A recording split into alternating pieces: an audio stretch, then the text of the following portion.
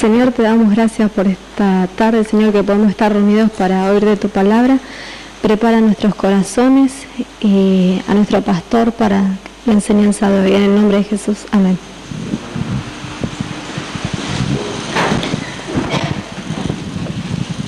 Se pueden sentar, abran sus Biblias al libro de Romanos, capítulo 1.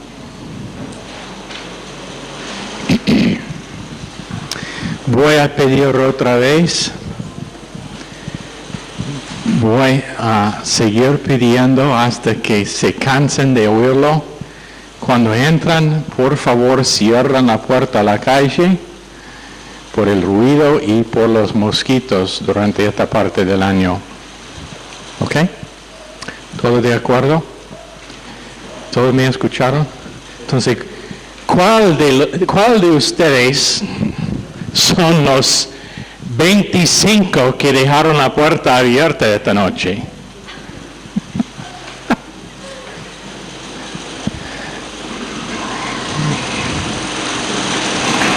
Edgardo me parece culpable. ¿Ah? El último. Romanos. Todos están allá. Capítulo 1.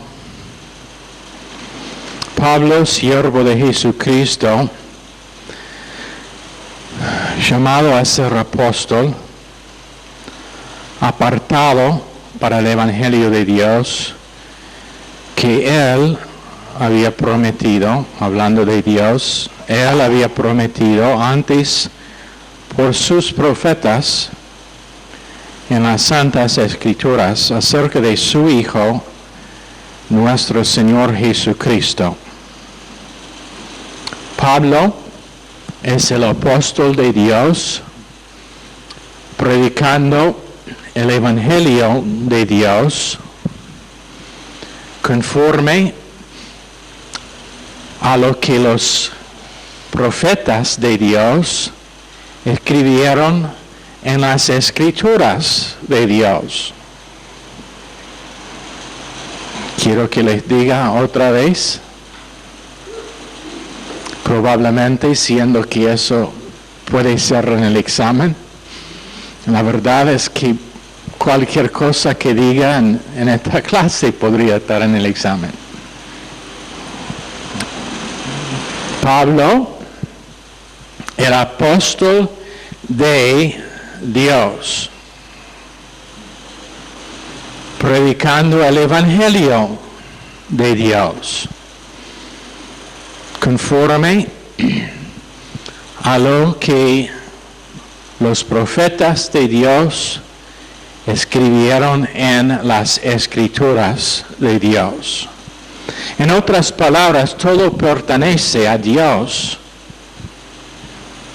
Esto es un tema que menos y menos realmente está entendido por nosotros. Y digo nosotros porque lo necesito oír yo también. Pero este mundo pertenece a Dios. Todo lo que pasa en este mundo pertenece a Dios. Sus fines son los únicos fines que realmente importan.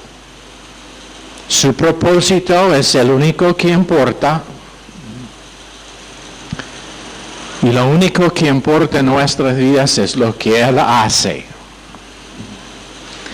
En otras palabras, para una persona inconversa, su vida no tiene significado alguno porque Dios no está trabajando en su vida. Todo pertenece a Dios. No es una parte de nuestra vida que es de Dios y otra parte que es nuestra, pero toda la vida, mi familia, mi matrimonio, mi trabajo, mi mente, mi cuerpo, mis emociones, mi conversación, mi pensar, todo pertenece a Dios. Y por eso, Dios tiene el derecho de criticar cualquier de esas áreas.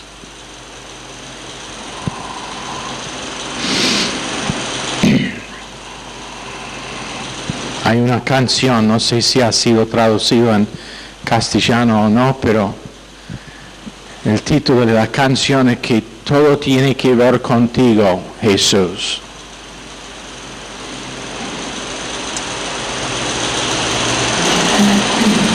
Ojalá que podríamos recordar en todo momento del día que las cosas en que estamos involucrados pertenecen a Dios. Y mi propósito en este mundo es cumplir su propósito, no el mío. Mi vida en este mundo es Cristo, según lo que dijo Pablo. Para mí el vivir es Cristo. Y nosotros necesitamos entender que Pablo puso ese fundamento para este libro. Yo pertenezco a Dios, lo que predico es el mensaje de Dios, es predicho por la voluntad de Dios por medio de los hombres que Él usó y está escrito en el libro que es suyo. Pero quiero darles un trasfondo para esta noche, hablar de algo que probablemente no voy a cumplir esta noche, pero hace largo que hemos enseñado, siendo que estamos acercando la Pascua. Pensaba que fue un buen tiempo para enseñar esto. En el momento cuando Pablo escribió este libro, estuvieron un gran número de judíos viviendo en Roma. Cuando Pompey venció a Judea, él mandó un número grande de prisioneros judíos a Roma, donde estuvieron vendidos como esclavos. Pero no fue fácil controlarlos a los judíos. Él se dio cuenta de algo que Dios sabía desde el tiempo de Abraham, que los judíos son difíciles de controlar, son rebeldes, de dura cabeza.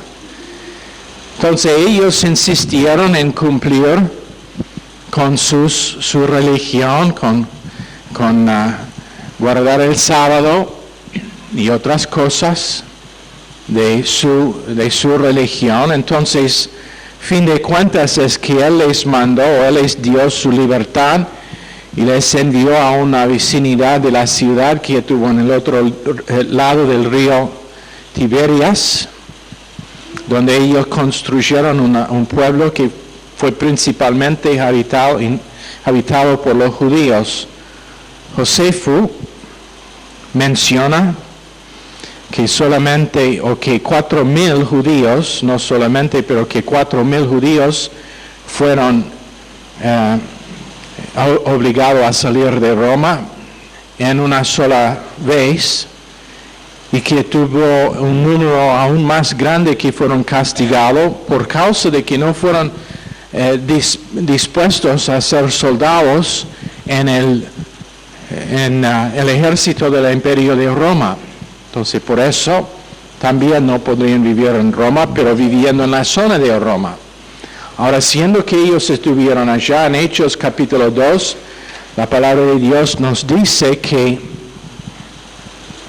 estuvieron gente de todas partes del Imperio de Roma, inclusive Roma mismo, que vinieron a Jerusalén para festejar la Pascua, Pentecostés, no la Pascua, pero Pentecostés, una de las fiestas en que ellos fueron obligados a viajar a Roma, los hombres adultos. Entonces, romanos, judíos de Roma, vinieron para la fiesta, oyeron el Evangelio y probablemente, o lo que está pensado, es que ellos volvieron a Roma con el Evangelio. Ahora, entonces, ¿en qué momento o por quién el Evangelio fue predicado en Roma?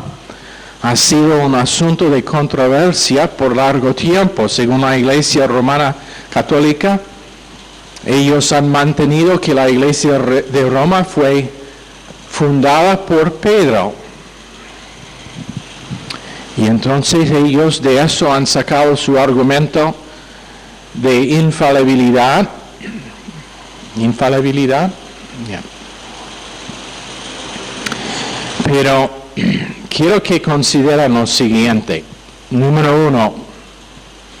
En toda la epístola de Romanos, Pablo no menciona ni una vez Pedro. No hay ningún mención de Pedro.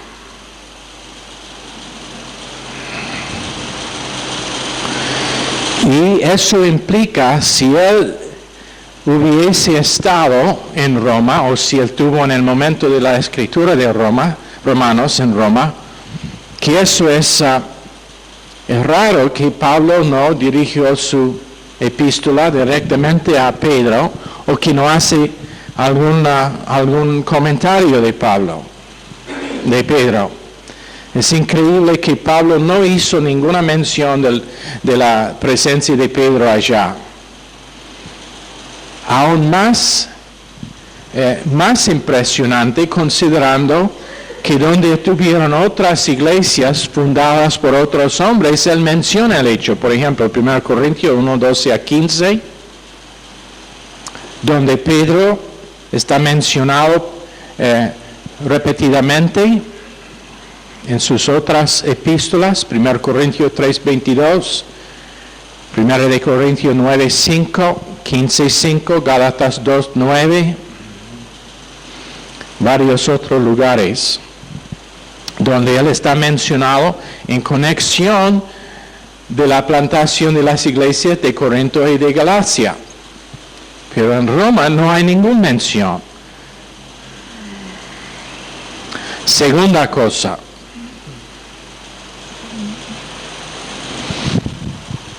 Es claro que Pedro no estuvo allá cuando Pablo escribió esta epístola. Porque si hubiese estado allá, no pudiera haber fallado de enviarle algún saludo, especialmente en medio del gran número de otras personas que él menciona en capítulo 16.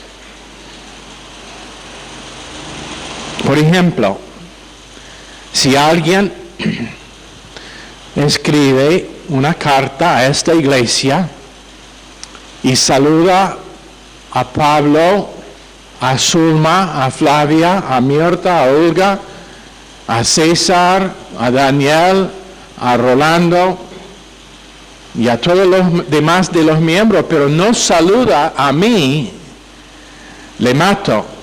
No, eso realmente sería una afrenta. Eso realmente sería ofensivo, sería una cosa impensable.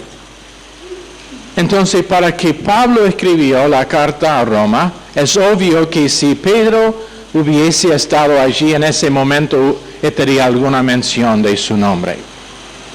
¿Lo entienden? Tercera cosa. En el libro de Hechos, tampoco está mencionado Pedro habiendo estado en Roma. Pero la presunción tomada de la historia es que casi conclusivamente nunca estuvo Pedro en Roma. En Hechos 12, versos 3 y 4 tenemos la cuenta de su encarcelamiento por Herodes Agripa, cerca al fin de su reino. Y eso ocurrió aproximadamente en el tercer o cuarto año del reino de Claudio, quien empezó a reinar en el año 41. Es completamente improbable que Pedro estuvo en Roma antes de esa fecha.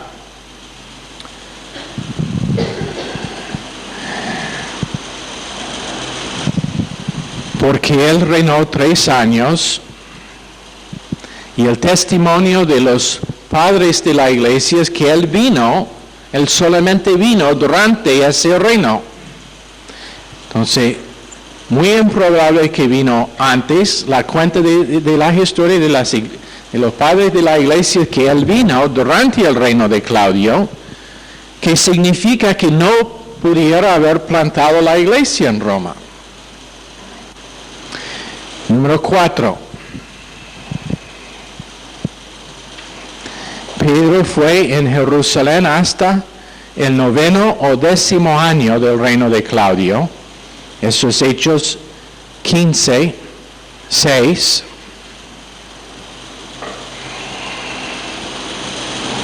Y otra vez, no está mencionado que hubiera estado allá en Roma. Pablo fue a Roma en el año 60. No hay ninguna mención de Pedro habiendo estado con él o estando allá. Si hubiese estado, hubiera estar recordado en el libro de Hechos. Pero lo que es grabado es Hechos 28, 14, 15, donde dice que él tenía una reunión con los judíos y que pasó 2 años allá en Roma, pero sin mencionar Pedro. O él realmente odia a Pedro, o simplemente Pedro no estuvo allá.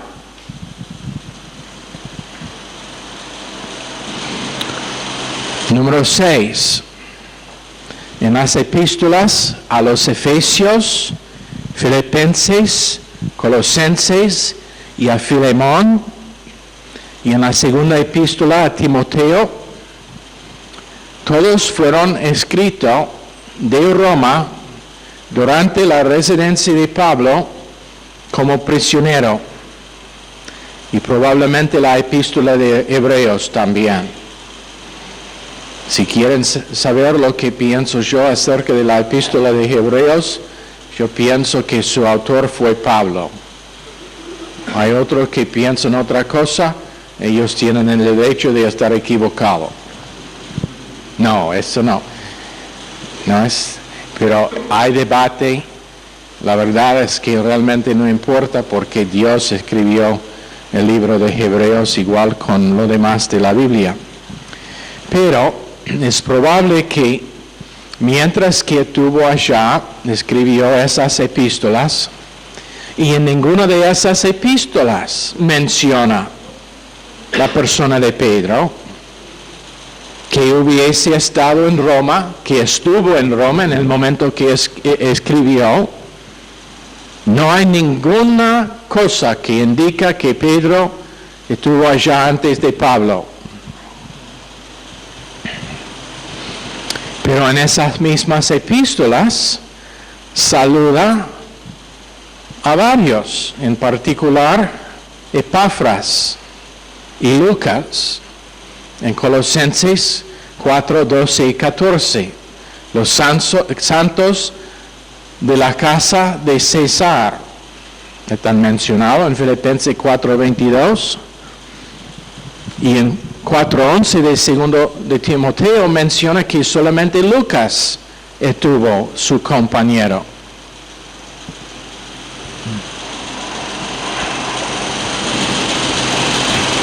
Algo que es completamente irreconciliable con la presencia de Pedro en Roma. Entonces, si Pedro en algún momento estuvo en Roma, tenía que ser después de que Pablo estuvo allá. Y si estuvo después de que Pablo escribió la epístola de Romanos, su primera epístola, es absolutamente seguro de que Pedro no plantó la iglesia en Roma. ¿Lo entienden? ¿Ven la imposibilidad de que Pedro era el obispo de Roma, como enseña la iglesia romana? Católica simplemente significa universal. ¿Entienden eso? Entonces nosotros somos miembros de la iglesia católica, pero no la iglesia romana. Y es una gran diferencia. Y entonces, ¿cuándo o por quién el Evangelio fue primero predicado en Roma? No es fácil decir, probablemente imposible. Pero según la cuenta de Hechos 2:10, encontramos entre otros extranjeros de Roma. Y es una maravilla como Dios, como empezamos a decir, Dios planeaba con las fiestas de Israel, de los judíos, para que miembros de toda provincia de Roma estaría en Jerusalén para oír el Evangelio la primera vez que fue predicado. Entonces, supongo, si uno realmente quiere alargar la verdad, podemos decir que por causa de que Pedro predicó en Hechos capítulo 2 y romanos escucharon su prédica y volvieron con el Evangelio a Roma, que él fue responsable para la iglesia en Roma. Pero eso realmente es alargar la verdad.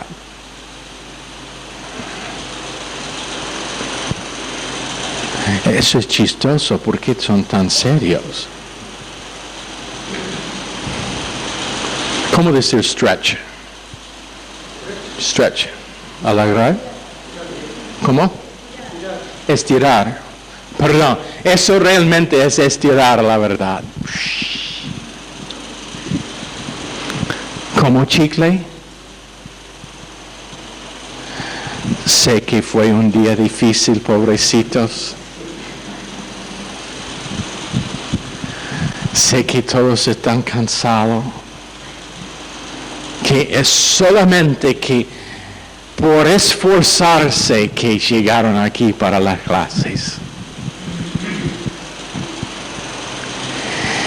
Pero quiero, mientras que estamos en ese tema, quiero que nosotros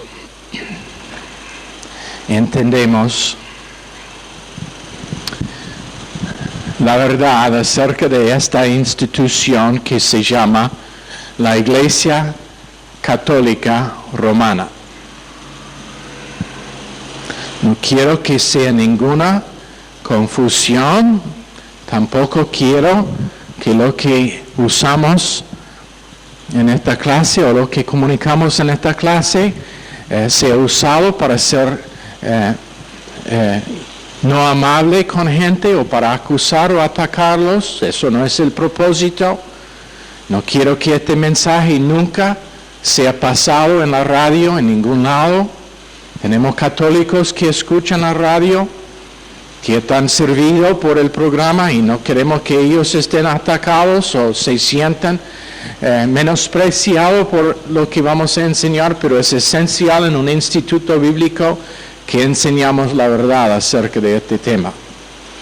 Entonces, con eso, en Tito, capítulo 2, verso 11, la gracia salvadora de Dios se ha manifestado a todos los hombres, enseñándonos a vivir de manera prudente, justa y piadosa en la edad presente, renunciando a la impiedad y a las pasiones mundanas, aguardando la esperanza bienaventurada, la manifestación de la gloria del gran Dios y Salvador nuestro Jesucristo. Entonces estamos buscando su retorno eminente y tenemos muchos versos, pero no voy a cubrir todo lo que tiene que ver con la tribulación. Pero según 1 Timoteo 4:1, Y 6, 2 Timoteo 3, 1 a 7, estará una religión que será en todas partes del mundo. Ahora, quiero que entiendan la diferencia entre cristiandad y religión. Cristiandad es la manera correcta para acercar a Dios. Religión es la manera en que hombres han inventado su acercamiento al Señor. Pero explica claramente de que hay o estará una religión en los últimos tiempos que será en todas partes. Quiero que abran allá sus Biblias. Primero a 1 Timoteo, primera epístola de Timoteo, capítulo 4. El Espíritu dice claramente que en los últimos tiempos algunos abandonarán la fe para seguir a las inspiraciones engañosas y doctrinas diabólicas. En verso 6, si enseñan estas cosas a los hermanos, serás un buen servidor de Cristo. En 2 de Timoteo, capítulo 3, verso 1, ahora bien, ten en cuenta que en los últimos días vendrán tiempos difíciles. La gente estará llena de egoísmo y avaricia, serán jactanciosos, arrogantes, blasfemos, desobedientes a los padres, ingratos, impíos, insensibles, implacables, calumniadores, libertinos, despiadados, enemigos de todo lo bueno, traicioneros, impetuosos, vanidosos y más amigos del placer que de Dios. Aparentarán ser piadosos, pero su conducta desmentirá el poder de la piedad. Con esa gente ni te metas. Así son los que van de casa en casa cautivando a mujeres débiles, cargadas de pecado, que se dejan llevar de toda clase de pasiones. Ellas siempre están aprendiendo, pero nunca logran conocer la verdad. Ahora, segunda cosa que quiero decir es que la sistema religiosa está compuesta de gente de todo ramo de religión. Mormones, testigos de Jehová, bautistas, miembros de la iglesia, Asamblea de Dios, miembros de las iglesias pentecostales, y puede ser aún miembros de esta iglesia. Ojalá que no sea así. Pero el sistema está compuesta de todos, no está solamente un grupo.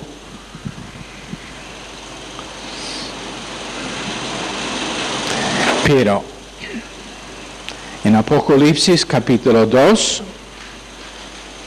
verso 18,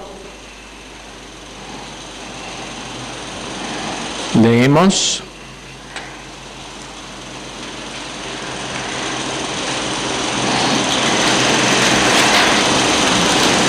odio estas Biblias que tienen las páginas tan finitos.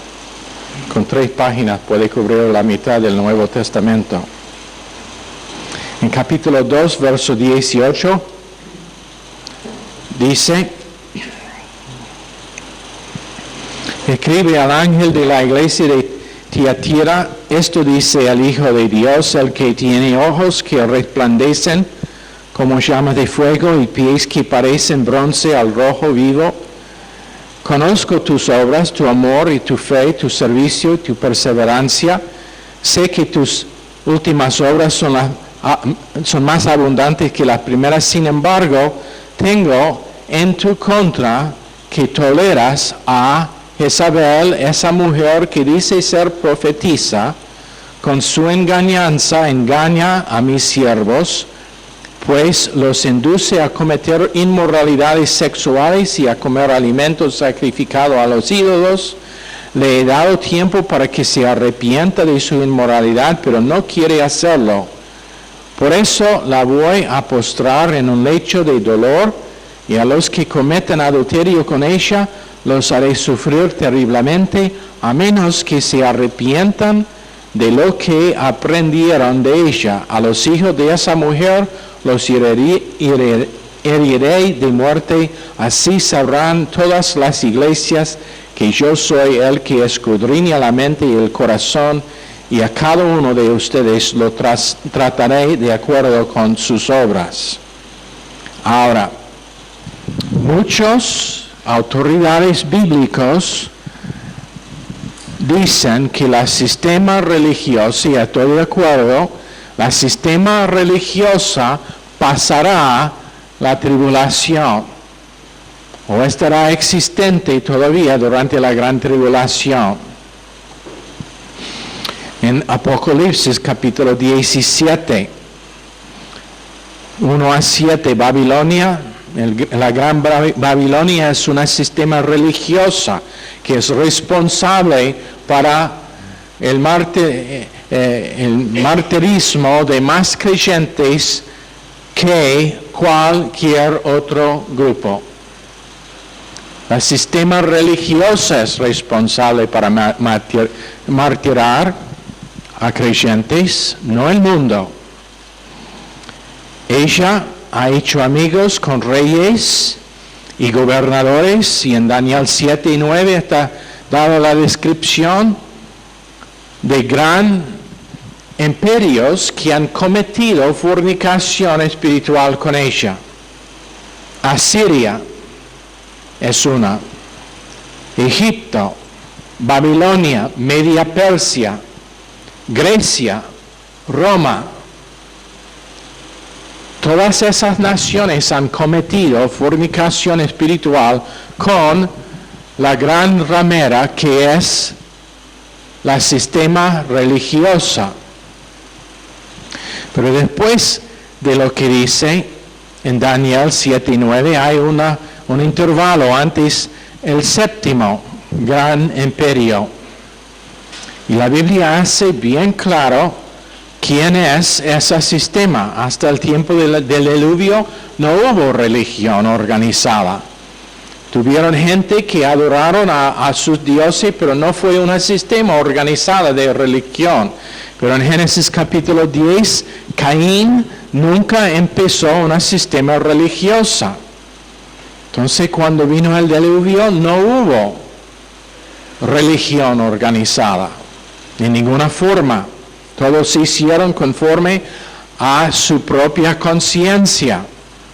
Pero Noé, fue a Noé en Génesis capítulo 10, después del diluvio, que Dios le dio la revelación de la necesidad de sacrificios. Entonces, la primera cosa que hizo fue construir un altar para sacrificar a alguno de los animales limpios. Eso es el porqué Dios le dio instrucciones de llevar 7 animales de los limpios en el arca y solamente 2 de cada uno de los no limpios. Entonces tenía suficiente para hacer los sacrificios. Medio mal si lleva solamente 2 y los mata después. Exterminación de esa raza de animal. Sí, y hablando de eso, ¿saben por qué Noé no tenía peces en el arca?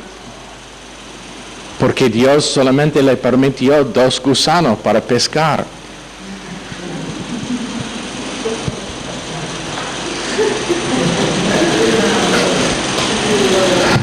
Me hace a mí sentido. Ahora, de Noé descendieron Jafet. ¿Quién es? Las naciones gentiles. Shem es la nación de Israel. Cush, que significa corazón oscuro, no tenía nada que ver con una raza, pero con condición del corazón.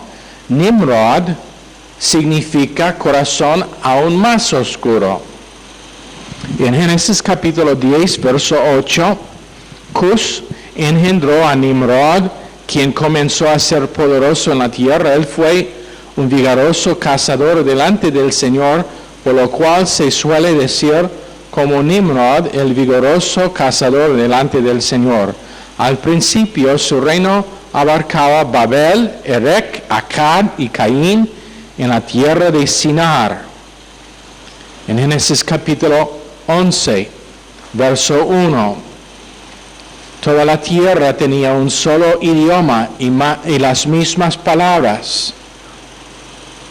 Pero Jesús bajó para confundir los idiomas. Pero ¿qué estuvieron haciendo? Aconteció que al emigrar del oriente encontraron una llanura en la tierra de Sinar y se establecieron allí.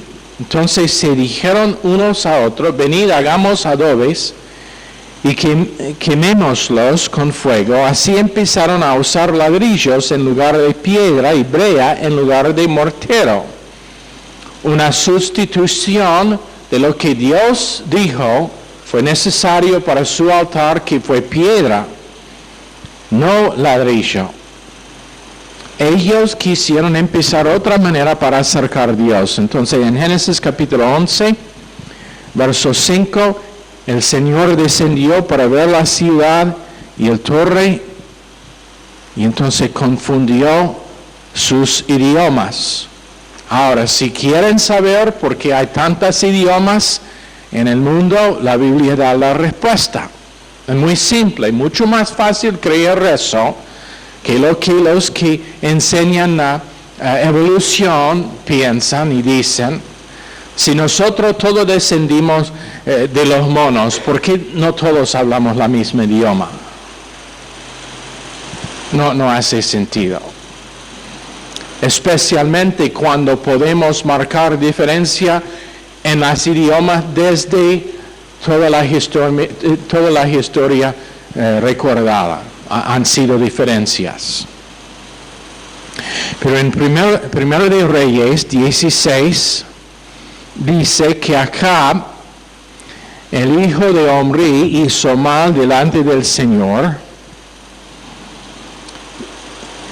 y servía a Baal y provocó al Señor de Israel por casarse con Jezabel. En Babilonia, Nimrod se casó con Semerimus, quien creyó que ella fue el cumplimiento de Génesis capítulo 3, verso 15. ¿Qué dice 3:15 de Génesis? Que Dios iba a proveer un Salvador por medio del simiente de la mujer. Esta mujer que se casó con Nimrod pensaba que ella fue el cumplimiento de eso. Y esto es lo que pasó. Ella tenía vírgenes como sus sacerdotas o sacerdotisas. Ella también tenía un hijo. El nombre del hijo fue Tamés o Tamuz. Depende en la deletración que uno usa. Pero según ella, Tamés falleció. Pero solamente ella sabía de su muerte. Entonces ella proclamó un ayuno de 40 días para Tamés.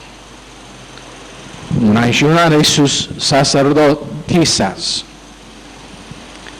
Y conforme a lo que ella dijo, por causa de sus oraciones, su hijo se resucitó. Ahora, quiero que tengan el cuadro.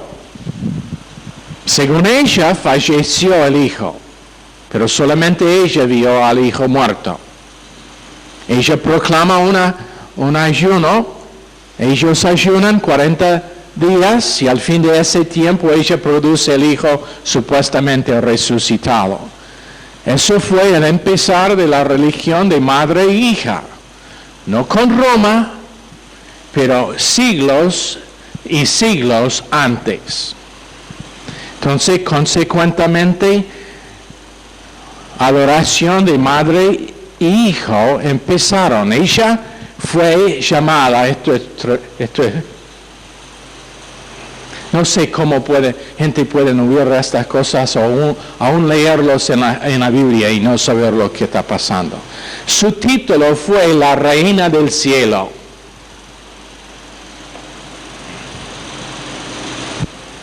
¿Quién está llamado la Reina del Cielo? ¿Ah? Ya, la Virgen María. ¿Cuán interesante es eso? Idolatría que usa la misma terminología. En toda parte del mundo ha sido formas de esta religión aún antes del tiempo de Cristo. Fonecia tenían Asteroth y Baal. Asteroth la mujer, Baal su hijo. Los egipcios tenían Isis y Horus. Isis la mujer, Horus su hijo. Grecia tenía Afrodite y Eros. No el Eros de esta iglesia. Hijo, madre. Roma tenía Venus y Cúpido. En cada caso, cada año hay una fiesta donde ellos festejan con panes especiales durante la Pascua o durante ese tiempo del año cuando tienen. Tienen aquí panes especiales durante, ¿cómo decir Lent? Los 40 días antes de... ¿Cómo? Uno a la vez, por favor. Cuaresma. ¿Tienen panes especiales durante ese tiempo? ¿Ah? ¿Cómo? ¿Cómo se llama? Roca de Pascua. Rosca. Olvido que estoy en Rosario, donde todos comen los heces. Roca de Pascua. Estoy pensando, ¿una piedra? ¿Quién quiere comer una piedra? Rosca de Pascua. Pero panes especiales. Toda religión de madre e hijo han tenido su tiempo de ayuno. Todos han tenido sus panes especiales. Israel trasladó su altar al lado y en efecto dijeron, si quieren el altar, ahí está, pero la mayoría de nosotros queremos la madre y su hijo. Fue traído a Israel por Acab y Jezabel. En el tiempo de Jeremías, eso fue el estado de las cosas. Jeremías 44:16. Si tienen sus Biblias, por favor abran allá para que puedan leer con sus propios ojos. 44:16 de Jeremías. El mismo que escribió Lamentaciones.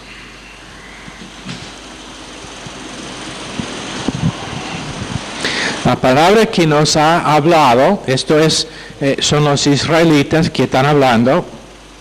La palabra que nos has hablado en nombre del Señor, no te la escucharemos. Más bien, pondremos por obra toda palabra que ha salido de nuestra boca para quemar incienso a la Reina del Cielo y para derramarle libaciones, como hemos hecho nosotros y nuestros padres, nuestros reyes y nuestros magistrados, tanto en las ciudades de Judá como en las calles de Jerusalén, pues fuimos saciados de pan, nos fue bien y no vimos mal alguno, pero desde que dejamos de quemar incienso a la Reina del Cielo y de derramarle libaciones, nos falta de todo. Y somos exterminados por la espada y por el nombre. Y las mujeres dijeron, cuando nosotros quemábamos incienso a la reina del cielo y le derramábamos libación, ¿acaso era sin el conocimiento de nuestros maridos? Que le hacíamos tortas reproduciendo su imagen y le derramábamos libación. En otra palabra, ellos estuvieron conforme a lo que hicimos. No fuéramos nosotros las mujeres solamente. Ezequiel capítulo 8, verso 3. Quiero que abran allá.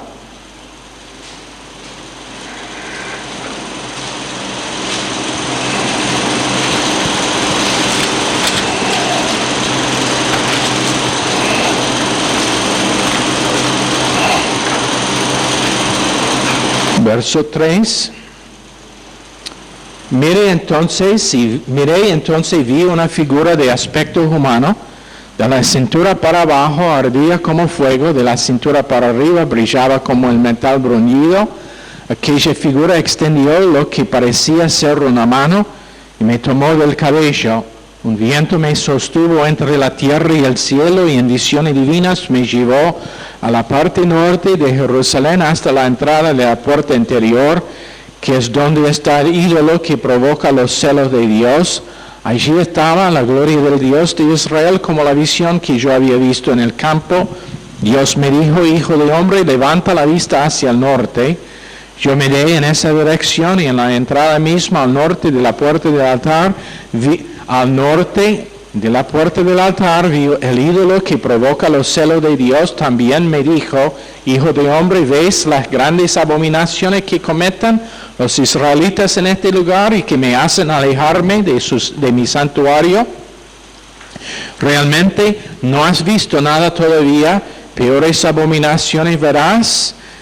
Porque lo que pasó es que ellos movieron el altar al lado y pusieron lo que ellos quisieron para adorar la reina del cielo y su hijo delante de todo. El altar estuvo allá diciendo que si quieren al altar, la cosa que demanda Dios, un sacrificio, ahí está, pero tenemos nuestra forma que es madre e hijo, y eso es lo que nosotros preferimos. Entonces en verso 8 me dijo: oh, hijo de hombre, agrande el agujero del muro. Yo agrandé el agujero en el muro y me encontré con una puerta. Dios me dijo: entra y observa las abominaciones que allí cometan. Yo entré y a lo largo del muro vi pinturas de todo tipo, figuras de reptiles, de otros animales repugnantes, y todos los malolientes ídolos de Israel. 70 jefes israelitas estaban de pie frente a los ídolos, riéndoles culto. Entre ellos se encontraba Hazanías, hijo de Safán. Cada uno tenía en la mano un incensario. Un incensario tenían en la mano, para que tengan la idea de lo que estuvo pasando,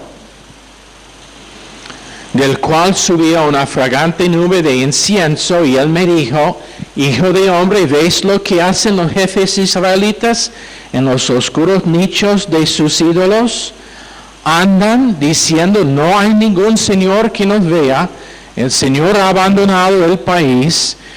Y añadió: ya los verás cometer mayores atrocidades. Luego me llevó a la entrada del templo del Señor, a la puerta que da hacia el norte. Allí estaban unas mujeres sentadas que lloraban por el dios Tamuz. ¿Quién es Tamuz? Hijo de Semiramis. Esto no es nuevo, esto no es algo que empezó con la iglesia de Roma. Este es el sistema religioso que es casi desde el primer momento de la creación. En Zacarías, la otra parte del último verso: allí estaban unas mujeres sentadas que lloraban por el dios Tamuz. Entonces Dios me dijo: hijo de hombre, ¿ves esto? pero aún las verás cometer mayores atrocidades. Zacarías 5:8.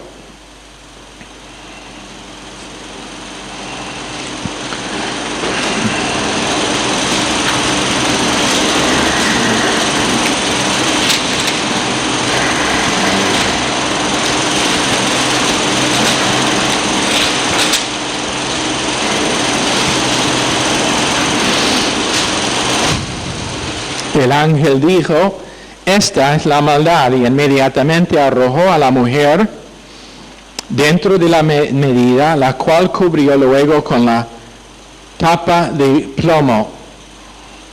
Alcé la vista y vi ante mí dos mujeres que salían batiendo sus alas al viento. Tenían alas como de cigüeña y elevaban la medida por los aires.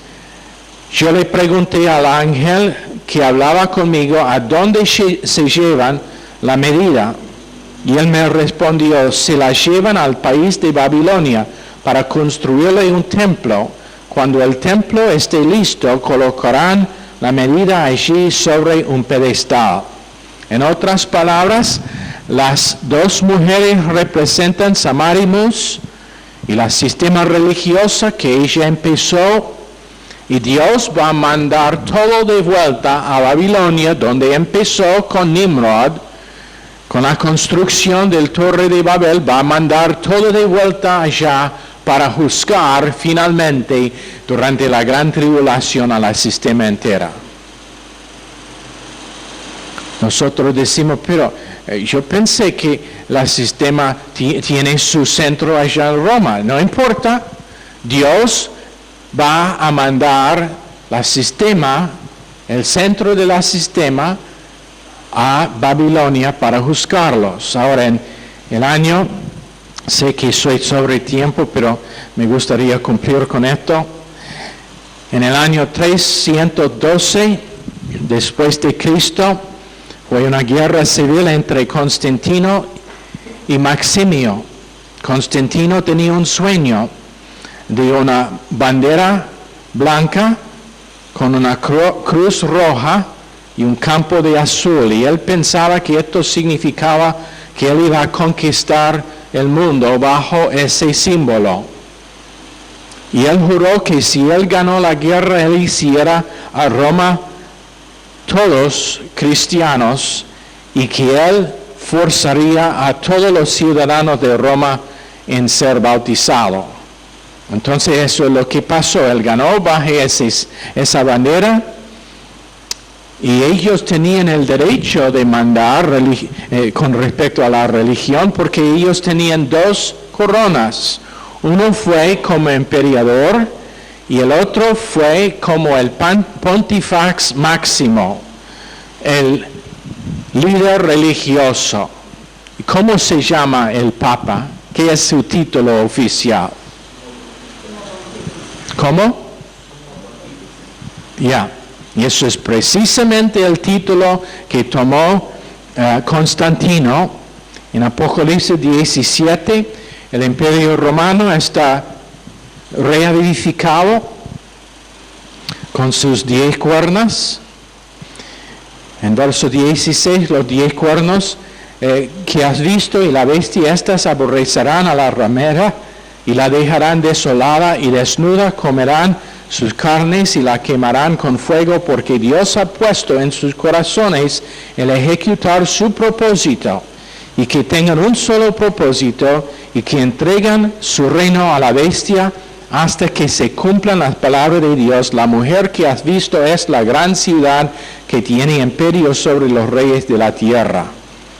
En 19, 1 a 2,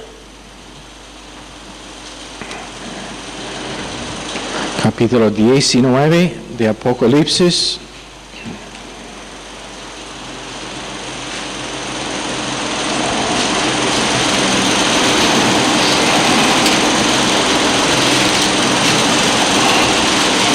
Después de esto, oí en el cielo un tremendo bullicio como el de una inmensa multitud que exclamaba: aleluya, la salvación, la gloria y el poder son de nuestro Dios, pues sus juicios son verdaderos y justos. Ha condenado a la famosa prostituta que con sus adulterios corrompía la tierra, ha vindicado la sangre de los siervos de Dios derramada por ella. Entonces Dios va a castigar el sistema. Ahora, como empezábamos, no olviden, el sistema está compuesta de miembros de toda iglesia, pero miembros apóstatas. No es solamente la iglesia católica. Entonces, nunca salgan de este instituto diciendo que la ramera de Apocalipsis es la iglesia católica.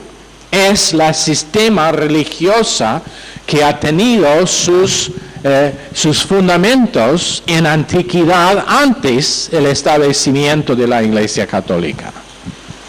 Pero que tiene como uno de sus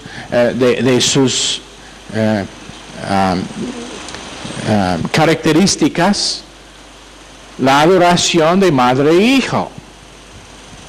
Cuando Dios siempre ha demandado sacrificio, el derramo de sangre, como lo necesario para limpiar pecado. Juan 3:3, Jesús dijo: de veras te digo que menos que un hombre está nacido de nuevo, no verá el reino de Dios. Entonces, para que sepan, para que tengan en mente, cuando está hablando con sus parientes y amigos que practican religión pero sin conocer la verdad, sabiamente, no como con un bate intentando matarles con todo lo que saben de las Escrituras, pero sabiamente puede compartir